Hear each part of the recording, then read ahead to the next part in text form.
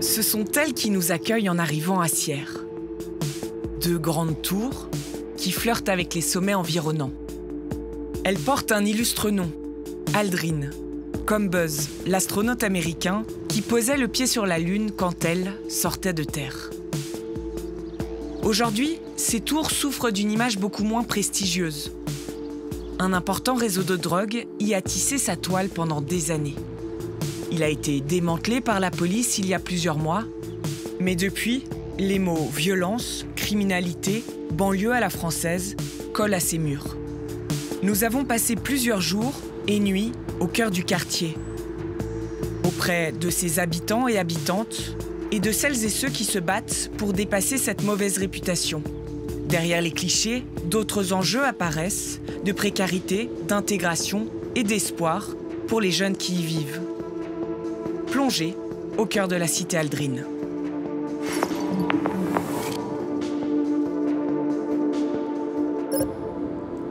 Un jeudi après-midi de fin février.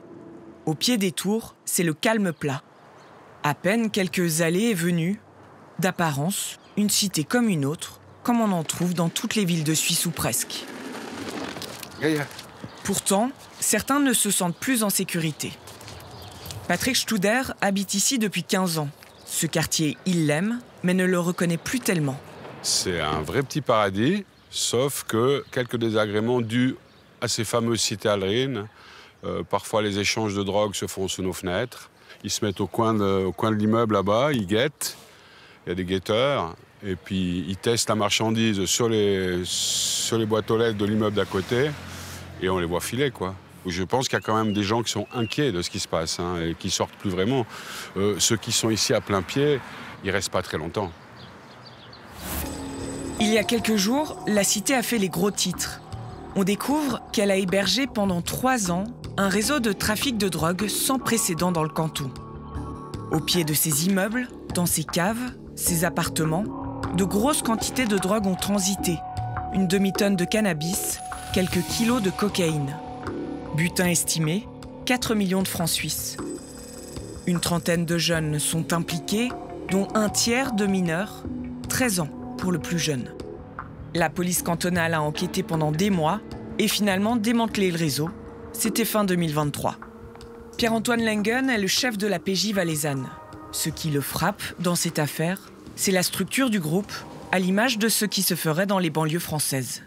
Une certaine hiérarchie s'est installée avec des gens qui dirigeaient un petit peu le trafic, des petites mains qui s'occupaient de faire ce qu'on appelle la nourrice, ça veut dire de stocker les stupéfiants et les mettre à disposition des revendeurs, des gens qui jouaient le rôle de guetteurs, et même certains qui avaient des rôles de correcteurs qui étaient censés à un moment donné si c'était nécessaire, faire usage de la violence. Et c'est vrai qu'on a le même phénomène en France avec ces grandes barres d'immeubles qui sont un endroit extrêmement facile pour les mêmes raisons, se cacher et puis accueillir la clientèle dans un flux de population qui est beaucoup plus discret. Ce réseau, nous avons pu rencontrer un homme qui le connaissait bien. Nous l'appellerons Loïc. Il nous a donné rendez-vous à Sierre, hors de la cité. Il y a grandi, a côtoyé plusieurs des jeunes impliqués et tient à donner sa version des faits. On ne peut pas vraiment appeler ça un réseau, on va plus dire que c'était un groupe de jeunes qui ont essayé de gagner plus d'argent que les autres de la mauvaise manière et que ça a pris une certaine tournure. La police parle d'une cité à la française. Pour toi, c'est pas vrai? Ils ont gonflé le truc, il s'est passé certaines choses, mais dire que ça a été structuré, organisé, qu'il y a eu des violences, etc., oui, certes, peut-être qu'il y en a eu, mais ils ont vraiment dramatisé la chose. Et au final, c'est surtout pour stigmatiser les gens et un lieu.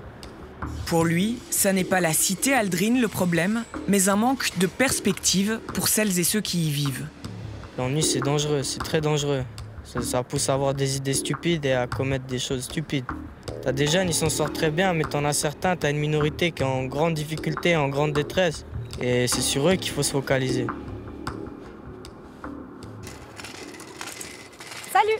Au pied des immeubles, ce jour-là, on rencontre Amra. Elle est une des figures de cette cité. Bonjour! Les jeunes du quartier, elle les connaît presque tous. Elle est travailleuse sociale hors mur depuis 15 ans. Vous avez fini l'école, vous faites quoi? Vous, je sais que vous vivez par là. Vous êtes toujours bien? Ouais, c'est bon. Ouais. Mahmoud, ça va? Tu fais le ramadan? Ça va, c'est dur un peu. Bonne soirée. À bientôt. Ciao, ciao. Ces discussions-là, finalement, permettent de créer vraiment du lien et puis, avant tout, d'identifier en fait les besoins qu'ils ont, ces jeunes, pour vraiment pouvoir aussi les remonter plus haut et essayer d'y répondre de manière ciblée. Cette histoire de trafic de drogue, elle ne veut pas revenir dessus. Mais pour elle, c'est certain, précarité et désœuvrement sont des facteurs de risque. Son combat, améliorer les conditions de vie. Moi, ce que j'adore dans ce quartier-là, c'est que, en fait, les gens se satisfont tellement de peu. En collaboration avec la ville de Sierre, on a mis des bancs en place. Et en fait, ils étaient tellement contents, et puis c'était leur demande. Quand on leur a demandé de quoi ils avaient besoin dans ce quartier, c'est ce qui est ressorti, des poubelles et des bancs. Dans cette cité, les aménagements et les espaces publics sont inexistants, ou presque. Pas un café, à peine une place de jeu. À l'origine, la cité Aldrin, c'était pourtant un projet ambitieux et un slogan « Des appartements lunaires à prix terrien ». Les tours sont construites au début des années 70, c'est les 30 Glorieuses. On construit en masse pour accueillir la classe ouvrière. 260 appartements, un demi-millier de locataires. 50 ans plus tard, l'endroit accuse le poids des années. Un des deux bâtiments n'a jamais été rénové par ses propriétaires. La façade est décrépie. Dans les étages, des stigmates témoignent d'une absence de soins généralisés. Jean-Daniel habite ici depuis 4 ans. Pour lui, c'est un cercle vicieux. Le manque d'entretien encourage les déprédations et les incivilités. Sa compagne, Josiane, a récemment préféré déménager. Elle était à bout. Voilà, un jour on est rentré, on avait une boîte de tomates qui était versée dans la porte d'entrée, sur notre porte d'entrée ici. Ça, c'était les squatteurs, donc il y avait un canapé, des matelas qui étaient dans les escaliers. On a accès, c'est une sortie de secours, donc ils bloquaient les portes avec les caddies. Et de l'autre côté, ils enlevaient la poignée. Du chenille partout, c'est des saletés. Oui, parce qu'ils n'ont pas de toilette, donc ils faisaient leurs besoins dans les escaliers ou sur les balcons communs. Ouais. Comment vous qualifiez l'état général de cet immeuble? Délabré, déplorable. Tout sera à refaire.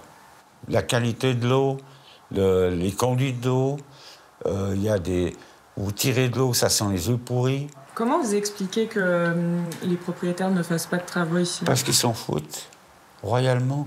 Le but pour eux, c'est de remplir les appartements vacants. Pour son 2 pièces et demie, Jean-Daniel paye 980 francs par mois. Il aimerait partir, mais difficile de trouver aussi bon marché ailleurs. Ça vous fait quoi de vivre ici? Ce que ça me fait, je ressens un certain dégoût. J'ai plus envie de rentrer chez moi. C'est un ghetto pour moi. C'est un ghetto. Au-delà de l'insécurité, un sentiment d'abandon domine dans la cité. Le quartier, à l'ouest de Sierre, est pourtant le plus dense de la ville. En 2022, la HES Valais a mené une étude démographique. La part de population jeune y est particulièrement élevée. 24% des Sierrois de moins de 20 ans vivent ici. Multiculturel aussi. 63% des habitants ont un titre de séjour en Suisse, principalement des permis B et C. Associés à une concentration de loyers bas, les ingrédients sont réunis pour l'apparition de vulnérabilité et de précarité, selon l'étude. Quel rôle alors doivent et peuvent jouer les autorités de la ville ? En périphérie du quartier, le président de la commune de Sierre veut nous montrer cet aménagement mis en place par ses services. Un espace public, ça amène une possibilité de se poser, de prendre l'air, de sortir de sa maison, de son appartement, et puis de rencontrer ses voisins. Est-ce qu'il y en a assez des espaces comme ça dans ce quartier? Ils mériteraient d'en avoir plus, mais c'est la difficulté pour une commune qui n'est pas propriétaire d'avoir des terrains en suffisance. La quasi-totalité sont du domaine privé. Et sur le domaine privé, on n'a pas la liberté d'action, comme vous le voyez ici, avec ces petits aménagements qui ont été faits assez rapidement. J'ai entendu plusieurs fois le terme de ghetto et de des habitants qui se sentent délaissés. Ça, en tant que présidente commune, ça vous fait mal? Ça me fait mal.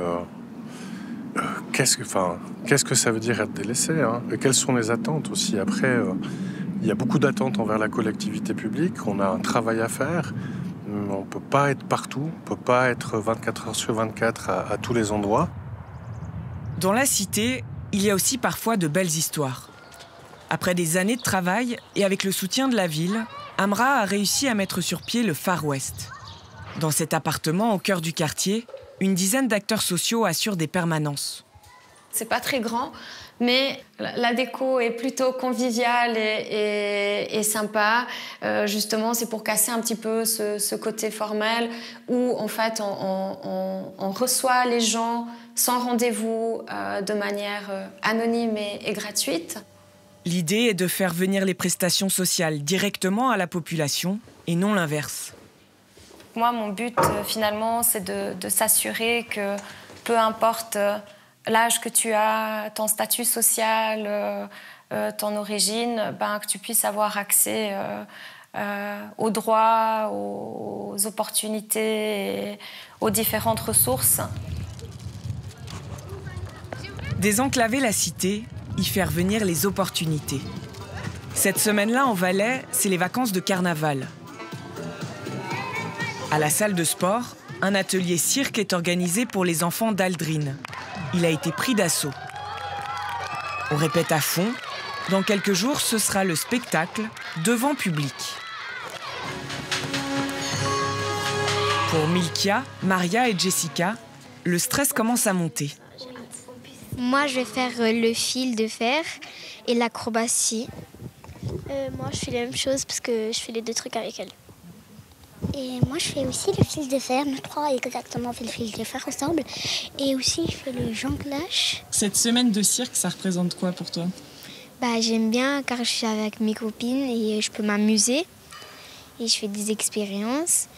Et on peut profiter au lieu de rien faire à la maison. Sarah Simili est l'organisatrice de l'atelier, en collaboration avec l'association sierroise Loisirs, Éducation et Culture.